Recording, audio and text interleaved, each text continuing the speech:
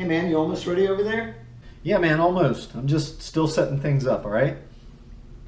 Come on, dude. I got freaking things to do. I can't sit around here and wait on you all day. What are you talking about? Everything that you need to know, kind of like about snook fishing, at least from my experience of a lot of years, the way that I snook fish.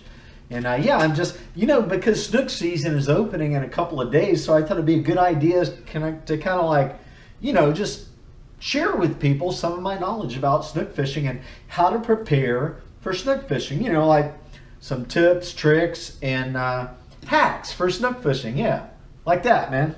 Dude, that's the perfect topic. I mean, snook season is getting ready to open, and there's probably some people that don't really know a lot about snook fishing that would like to snook fish when the season's open. And oh man, good idea, man. Woo, sweet baby. Oh yeah. You're not going to tell them where to fish, are you? No, dude. I'm not giving them like locations of where to go snook fishing. I'm going to give them basics like where they're going to find snook, around bridges and stuff like that. But no, dude, I don't reveal like exact locations of where I fish. I don't even tell people the city that I live in. Are you kidding me? You ready? Yeah, man.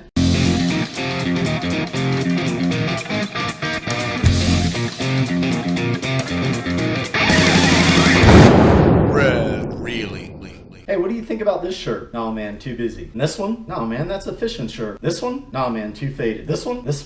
Everybody likes it. This one? This one. Hey, fishing friends, JC here with Rad Reeling Fishing. Well, today we are going to cover a lot of things that have to do with snook fishing. We're going to talk about beginner tips and moderate tips and even some advanced things for snook fishing. I've got it all laid out here on the table, a table full of stuff, guys. We're going to talk about snook fishing tackle, snook fishing rigs, different equipment that I use for snook fishing, and I thought, this is just timely. Snook season is starting soon, and so let's get started with this snook fishing tutorial, like how to catch snook 101 for beginners, moderate, and even some advanced people in here.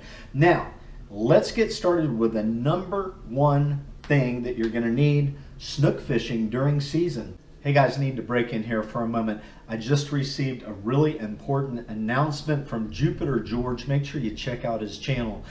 He just informed me that the FWC has changed snook regulations.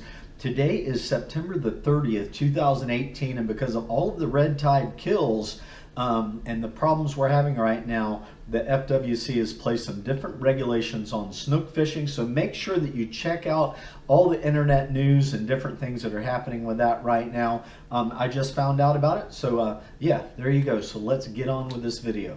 In Florida, now we're in Southwest Florida, you've got to have a license, obviously, but you need a snook stamp. If you're going to keep a snook, you need a snook stamp. The second thing you need to do is go research the regulations, because on the west coast of Florida, the snook fishing regulations are different than on the east coast. The seasons are different, and also the size slot limits are different for snook. So make sure that you know the location specifications for where you're at, because you don't want to keep a 33-inch snook and then find out that you are on the east coast and you can only keep them 32 inches, okay? Because the different slot limit sizes over there. So head over to the FWC website and research that. Okay, now we've got those most important things out of the way. Let's talk about my favorite bait through the years has been shrimp. Shrimp will catch just about anything.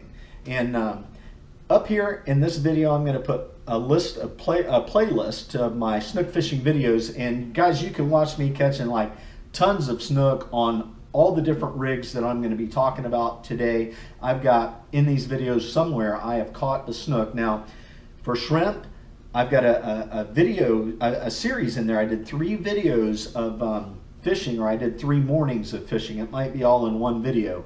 It's about Florida snook fishing, but all of those trips were done fishing with shrimp, okay? But let's talk about real quick about rigging shrimp, okay? I either use a 4/0 or a 5/0 hook. It's a J hook or a circle hook, and then I'm going to use a monofilament leader, and it depends on where I'm fishing, the pound test of the monofilament leader. If I'm fishing around structure, I'm using a monofilament leader that's 60 pounds up to 80 pounds. I do a lot of snook fishing at night, and I do some snook fishing during the day. And I've really found that an 80-pound leader, it just, for those, if you hook into one of those big snook, you're going to need a really, really heavy leader. It's going to take you a long time to fight that fish.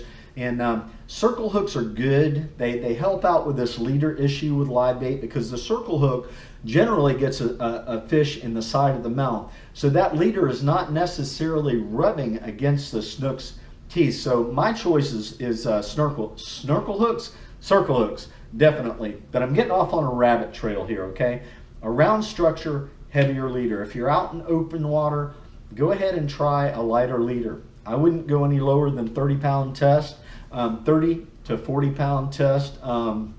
You know, because you're fishing in clearer water when you're out, like along the surf and the beaches and in the inlets. So a lighter leader is going to be better. All right, there's not going to be a lot of editing in this video, guys, because I'm going to be covering a lot of topics here. So you're using a 4/0 hook, leader length, you know, through the years, anywhere from like 3 feet, 4 feet, on up to, I mean, recently I've been using like an 8, get down, buddy, an 8 to 10 foot leader in some of these tight places where there's a lot of structure. Now when I rig my shrimp, okay, I'm tying that leader directly onto my braid line, and then sometimes with a shrimp I'll actually use a swivel. And the reason for the swivel is it actually gives that a little bit more weight, and it will help get that shrimp a little bit deeper down in the water column. Now, I've got a video out there, it's called, the thumbnail says the snook zone, and I talk about where snook actually lay. A lot of the smaller snook are laying on top of the water, and that shrimp will come floating by. But the larger snook are down deeper. And whenever you put a swivel on that leader line with your shrimp, it helps get that shrimp down a little bit deeper in the water column. Now, I don't fish with like split shots and weights and stuff like that when I fish with shrimp, because shrimp basically float through the water naturally, okay? So that's enough about snook fishing with shrimp. Check out the video, you know, go through that some of that stuff up there, and you'll see me catching snook on shrimp. Now, I've also caught a lot of snook on pinfish. We're just talking about fishing with live bait right now for snook. And pinfish, that's my favorite bait to fish for snook, is with pinfish. And I generally use a 4 or 5/0 hook. The same type of rig, guys. I've got that long, heavy monofilament leader. Now, the thing about pinfish, okay, is very rarely will I ever, and this works for pretty much any live bait that I have ever used for snook fishing, it needs to be lively. Something about snook, they like a bait that is just vibrant and lively. When I'm fishing with lures, I'm buzzing those lures through the water, those stick bait, lip crankbait type lures. I buzz those things through the lure because it'll get the snook's attention, and they jump on those things. And when there are a lot of snook down there and something comes buzzing by them and it catches all of their attention, they're quicker to hit that thing because it's like a reaction thing. Schooling fish will jump on something really quick without really thinking about it. If a snook is kind of like by himself, 1 or 2 of them, they'll really analyze a bait. So anyway, pinfish. I like to have my pinfish really live and vibrant. So when I'm snook fishing with pinfish, I like to have plenty of them, okay? I mean, honestly, it is not out of character for me to hook on a pinfish, flip him out there, and have him on there for about 3 minutes and go, you know what, this bait is just not kicking, he's not moving, he's just not doing what I need him to do. I'll take that pinfish off, I'll hook a new one on, flip him out, and then it'll be one of those pinfish that just goes brrr, like a machine gun, and like that thing will hit the water, and 30 seconds later, bam, a snook will just slam that thing.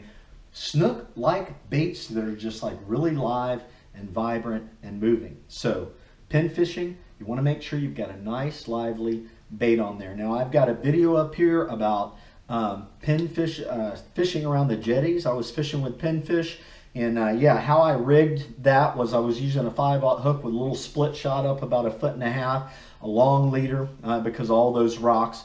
And yeah, just flipping that thing out there and let that pinfish swim around. Somebody at the jetties kind of gave me that tip on how they fish for them down there. And they actually hook the pinfish up through the top of the lip. Now, there are a lot of different ways to hook bait. I like to hook pinfish kind of like just up behind the head, like right in front of their fin there. And yeah, that way it depends on where you're fishing, because I like to like lift my pinfish up and get them up and let them dive back down, lift them up and let them dive back down. That way they cover just a lot of area in that water column. And yeah, there could be snook laying just like at all different depths if they're in there, up closer to the top, the middle, and down by the bottom. If there's a lot of rocks and structure down there, they'll be hanging out down there.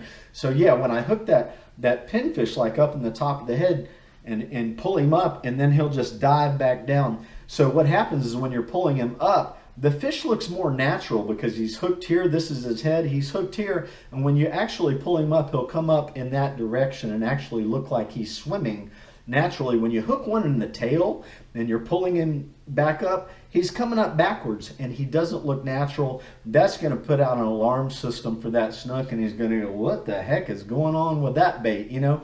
So there are a lot of different ways that you can hook your live bait when you're out there fishing, but generally I will hook my pinfish two different ways, either through the lips, or I'm going to hook them, like I said, just like kind of like right behind the head, right in front of that first dorsal fin, or just a little bit back into the dorsal fin. All right, so pinfish, you can use those things just about anywhere that you're going to find snook. Okay, you can fish them free lined, or you can rig up a line, a long leader line with a swivel, and get you a weight on there. Get that thing way down to the bottom. That weight will hold that pinfish down on the bottom, and then that long leader line will allow that pinfish to be able to move around and swim around down deep where those bigger fish are at. Okay, so let's just real quick, let's talk about where are you going to find snook. Okay, here's about what I know about snook, okay? Especially around bridges, because I do a lot of shore fishing around bridges. The two places that I generally find snook are three places: where the current's really ripping good, and definitely where there's structure. So if you're fishing a bridge that has like the catwalks that go out where the boats go down the middle, your snook are going to be hanging out around those areas, because they like to lay where they can get a little bit of slack tide. The bigger ones do, and they like to wait for that bait to come by them as the tide brings the bait through. So they're going to be around some type of structure, bridges and rocks and drop-off areas and flats.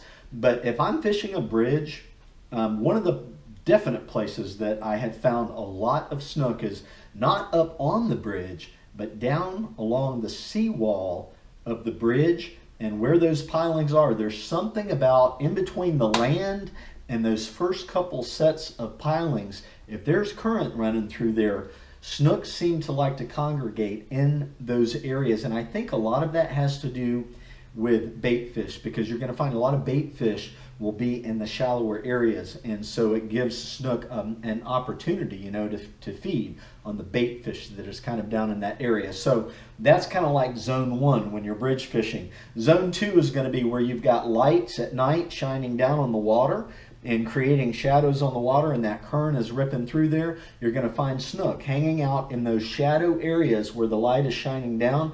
And of course, I talked about your third place you're going to find snook is definitely up around those catwalk structures. And if there's some kind of thing like on the bottom, if you keep getting hung up on things around the bottom, chances are good that there's going to be some snook hanging out down there, because they like to hang out around rocks. And so, okay, now that pretty much covers like where you might find some snook on the bridges. Okay, now one of the best snook fishing places that I have ever fished in is a place that has just like tremendous current ripping through it, and it's got a lot of structure. I don't know, they like that. Okay, so most of my snook fishing knowledge, you guys, comes from snook fishing through the years, from the bank. But a lot of these techniques and stuff that I'm talking about are going to apply to fishing out of a boat as well. I've caught a lot of fish on pinfish and shrimp and lures fishing from a boat. You just have to get your boat positioned correctly. All right, so that's pretty much it with the pinfish. I covered like riggings and hooks. All right, so let's move on to some different type lures. Let's see, I talked about leader sizes already. let me mention, yeah, I'm kind of all over the place. Give me a second here. I'm collecting these thoughts. All right, let me talk about just fishing rods real quick and how I rig my rods. Bridge fishing, guys, I've always got a really heavy rod. It's 7.5 foot or an 8 foot rod. I've got Penn 6000 spinning reels that I use. One of them is spooled with 30-pound braid. The other one is spooled with 50-pound braid. I use a 30-pound braid for when I'm down along the seawalls and I'm casting. I use the 30-pound braid, and I use the 50-pound braid basically for when I'm up in on the bridges. You know what? I'm really considering going to straight 50-pound braid all of the time because fishing around this structure, I have lost some really big fish.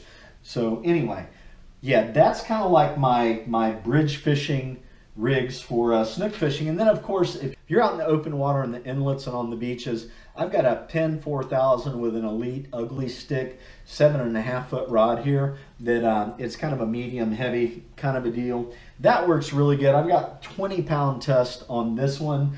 I'm just going to drop in some shout outs right here, okay? And I want to give a shout out to Lawson Lindsay, his YouTube channel. If you're not a subscriber of his, go over there and check out his channel because Lawson fishes with some lighter weight lines and he fishes around a lot of structure.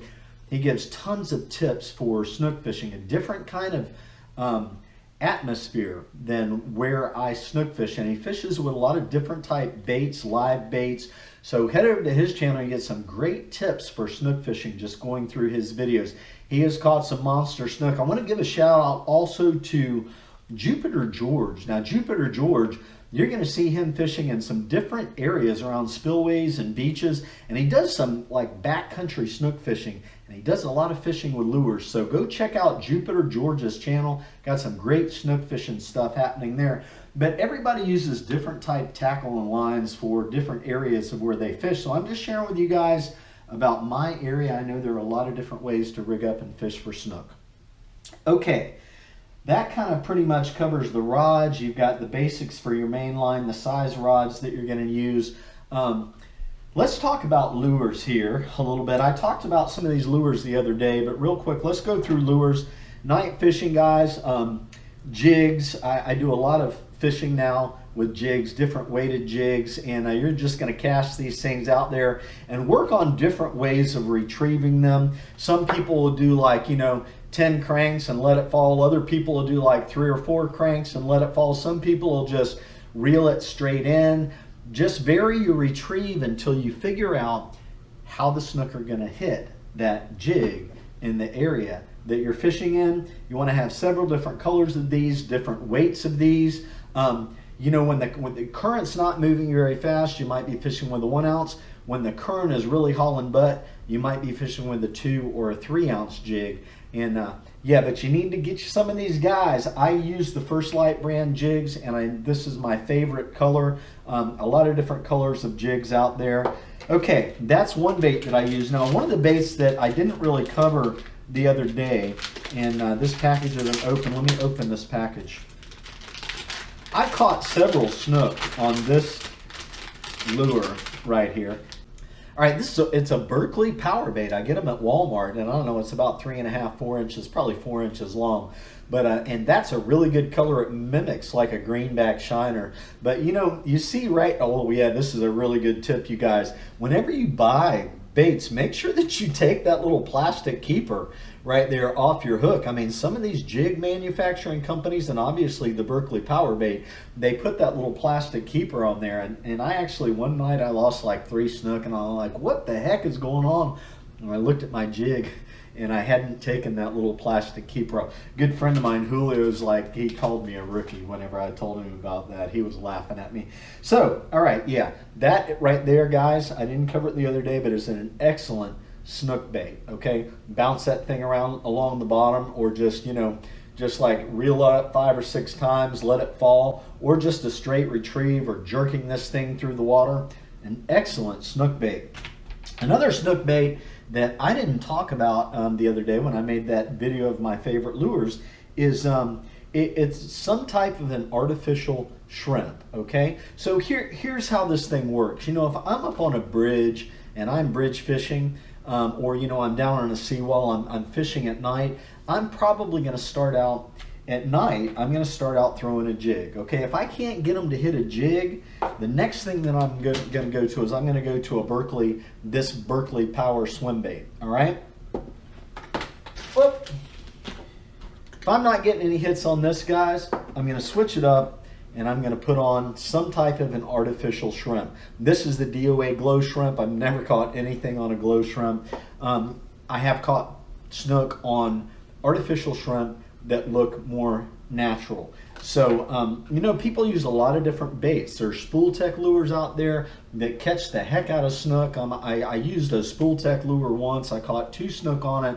I lost the lure, and I'm on the fence about buying another one because they're really expensive. Live target mullets. I know Jupiter George uses a lot of live target mullet lures, and he catches a bunch of snook, you guys. So a lot of different options, but I think kind of what I'm sharing here is switch it up, man. If you're not getting a bite on one lure, switch it up to another lure. And the reason I like using these guys is they work good on bridges because they're weighted lures. Now where we go, like this type lure right here with the lip, you'll have a difficult time fishing with this lure up on a bridge unless the bridge is really down low to the water. Most of the bridges I fish on are way up high, and yeah, so these type lures right here need to be fished from the seawalls or from a boat or from the bank. Okay, and yeah, these are excellent, excellent, excellent. The Yozuri Minnow and the Rapala X-Wrap, those are my top 2 go-to lures, and then the Rebel Broken Back Minnow right there. That's got a Yozuri Minnow hooked on with it. But yeah, the Rebel Broken Back Minnow that I was talking about the other day, those are my favorite snook fishing lures to throw from like the bank and seawalls and stuff like that. So you're going to find snook definitely around the edges of seawalls. First thing in the morning, late in the afternoon, and even at night, you'll find some snook hanging out right on the edges of seawalls. It always amazes me when I go up to a seawall and I see people fishing, along the seawall, and what they'll do is they'll get up there and they'll heave their baits like way out in the middle, and it's so funny, man, because I have caught tons and tons, and not tons, I just caught a whole bunch of snook, you guys, cranking baits like right along the edge of the seawall. And yeah, so give that a try. Don't forget to fish the seawalls for snook, and I'm pretty sure I have a video on my playlist called Seawall Snook up there. All right, yeah, so the lures that I covered the other day, my favorite lures, all of those lures will catch snook, and they'll catch snook just about anywhere that you are fishing. Okay, so I've covered live bait, I've covered some lures. Now the way that I rig lures is I've been using the FG knot, and I generally use a 60 to 80 pound leader when I'm fishing with lures. The jigs, I always fish jigs at night. I'm going with it straight up 80 pound leader because I'm fishing at night with a jig, and I have a tendency to do pretty good catching snook, so I'm straight up 80 pound leader. I don't want to lose one of those big boys when I hook into him.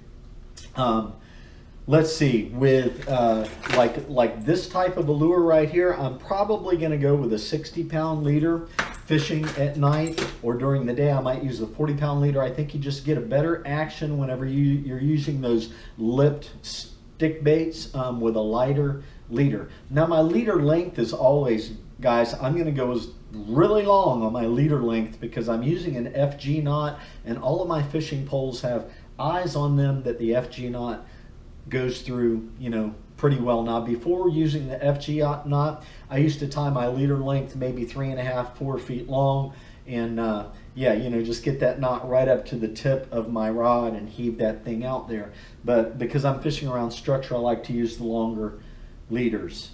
Now, all right, need to get me a drink here. I'm sharing a lot of stuff with you guys. All right, so that covers the leader length, the type of knot that I'm tying on my leaders, an FG knot. Before the FG knot, I was tying a uni to uni knot, and before that I was tying some funky knot that everybody was giving me a hard time about. It was quick, it was easy, But yeah, it doesn't go through the guides on the fishing rod, so I kind of like, I don't tie that knot anymore unless I'm catching like really small fish. And yeah, the knot strength really doesn't make a whole lot of difference. Let's talk about some of the equipment that I use when I'm snook fishing. Now, you know what? In one of my videos, and I got some thumbs down on this video, but I put on the thumbnail, you know, the snook fishing secret, or, you know, some kind of secrets. And I had a big snook there. And the secret that I put in that snook fishing video, and this really is a secret, guys, when it rains, snook fishing is good. I don't know what it is about the rain, guys, but when it rains, snook fishing is good. And one of the things I like about when it rains is it kind of eliminates snook fishermen. You can get out there and get your spot. You can get out there and get your spot when it's raining, and then when it quits raining, you'll already have your spot locked in. And here will come the fair weather friends. Is that what they call them? The fair weather snook fishermen, the guys who, you know, they're just not the hardcore guys that get out there and fish in the rain. So yeah, you're gonna get out there fishing in the rain. Make sure you've got you some kind of poncho, okay? I'm not a sponsor of them, but if you guys want to pick me up, that would be just awesome. All right, equipment that I use. You guys, fishing for around seawalls and stuff, if I don't have a net these days, I'm going to be using the fish grippers. I've switched over to netting snook now. I've been working on that when I'm down around seawalls. It's a little bit more difficult with the net, but I think it's a little bit easier on the fish. But yeah, fish grippers work really well for getting that little extra reach that you need down there. I lost too many keeper snook trying to grab them under the gills or in the lips, like hanging over seawalls. Now, I lost some good keeper slot snook last year trying to do that. So fish grippers, always on my side. You need a knife, you need needle nose pliers, and yeah, those things that I covered the other day, the different things that I use, make sure that I have when I'm fishing. Okay, I want to talk about nets a little bit, okay? I've got this guy right here that's got the really super deep pocket, and this guy right here will handle a big snook, and it's got the extension here. So this thing will it'll fit right in my trunk. And I think you can pick these guys up for a really reasonable price, maybe $20 or $30. I'll look around and I'll put a link in the description area here to where you can pick up a net like this. But I've started using a net along seawalls, and I just get right down on my knees, and I hold my fishing rod up and keep that snook up high and scoop him up with a net. I do a lot of snook fishing by myself, because I go out, like, you know, at 1, 2, 3, 4, 5 o'clock in the morning when a lot of you guys are out at home working, and I generally don't fish a lot on the weekends because there's just a lot of people out there fishing on the weekends. So I've got this net. Now, when I first started this channel, I caught my personal best snook, and a lot of people suggested that I get a bridge net. All right, so I've got a bridge net now, and I'm glad that I got a bridge net. Honestly, I've not landed a big snook in that bridge net, but I've helped 2 people land fish. One night I helped a guy land a big cobia, and another time I helped some people land a big nurse shark on a pier with my net. I ran down and got it out of my trunk and helped him out. But here's the thing, man, like bridge fishing, my personal best snook was 42 inches, I think, 41, 42 inches. And I caught him way up on the bridge, and I had to walk him way down to the seawall, and it was a long walk. And so, you know, the longer that fish's head is up out of the water, you're dragging him through the water like that, it's just harder on the fish, and it's harder on you as well. So yeah, I made the investment in a bridge net, and people say that, you know, I haven't tried it yet, but people say, you know, you can actually use these things by yourself. I need to go out there and practice doing that, but it's good to have somebody else with you. Generally, when you're out there fishing, there's somebody around. And yeah, so, and real quick, let me just throw this in there, guys. Some little etiquette, at least in my opinion. And if you're out there fishing and somebody hooks into a really big fish and you see that they're by themselves, offer to help. You know what? They can deny your help, but I just think, I'm not telling you what to do, okay? I just think it's just common courtesy, and you know what? We're a fishing community. Why can't we just be fishing friends, right? When we're out there. It's not a competitive thing. Yeah, I don't want you over here crouching around in my spot, but you know what? If I can help you out, let's help each other out while we're out there fishing. So if you see somebody got a big fish, they need some help. When I caught my personal best snook, there was another guy up there that night, and he helped me, man. I handed off the pole to him. He stayed up on the bridge, and I ran down on the seawall. He held the snook up out of the water while I grabbed the snook, and it would have been tough for me to land that snook by myself. So, all right. So, equipment for snook fishing. Let's see, what else is there? That's it, man. I've got my my nets for shore fishing. I've got that. I've got I covered the fishing rods.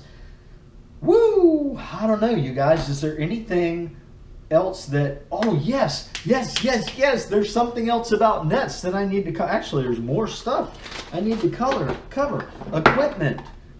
Aerators, guys. You got to have a really good aerator when you're snook fishing with live bait, or you got to have a Floetrol type bucket that you can put in the water and keep those baits alive. So yeah, a good aerator. And the other thing is, and I use this often whenever I'm snook fishing, and that is a cast net, man. You got to have a freaking cast net, and you got to have something, your equipment, to keep your live bait in.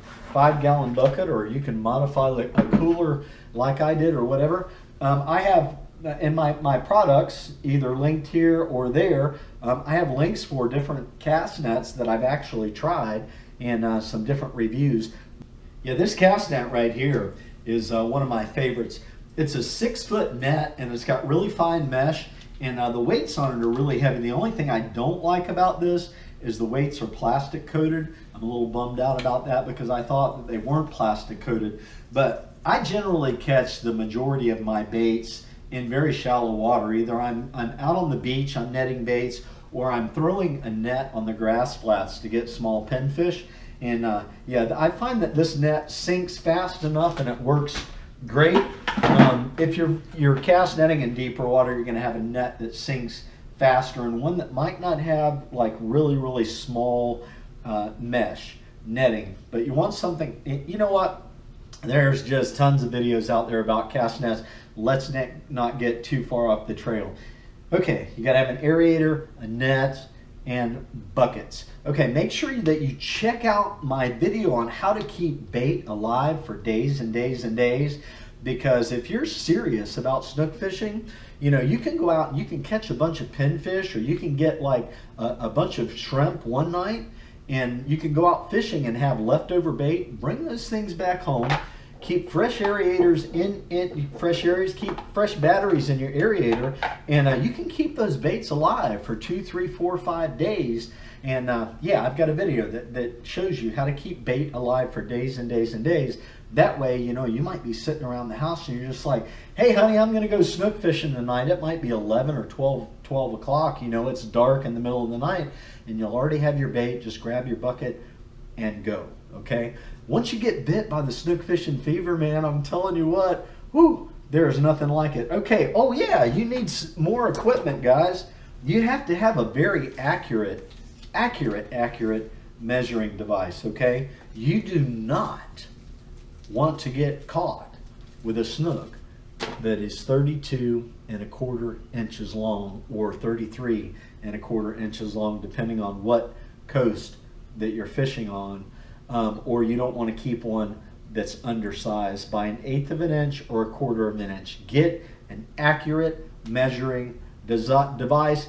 And guys, listen, I have thrown back plenty of snook that were like oh man, they were just like right at the edge, like oh, they were right there. If I just kind of pushed on them a little bit, but I threw them back because, you know, chances are that I might just be holding the tape measure wrong, or the game warden is going to measure it just a little bit different than me, and that fish is going to come up a 1/4 inch short.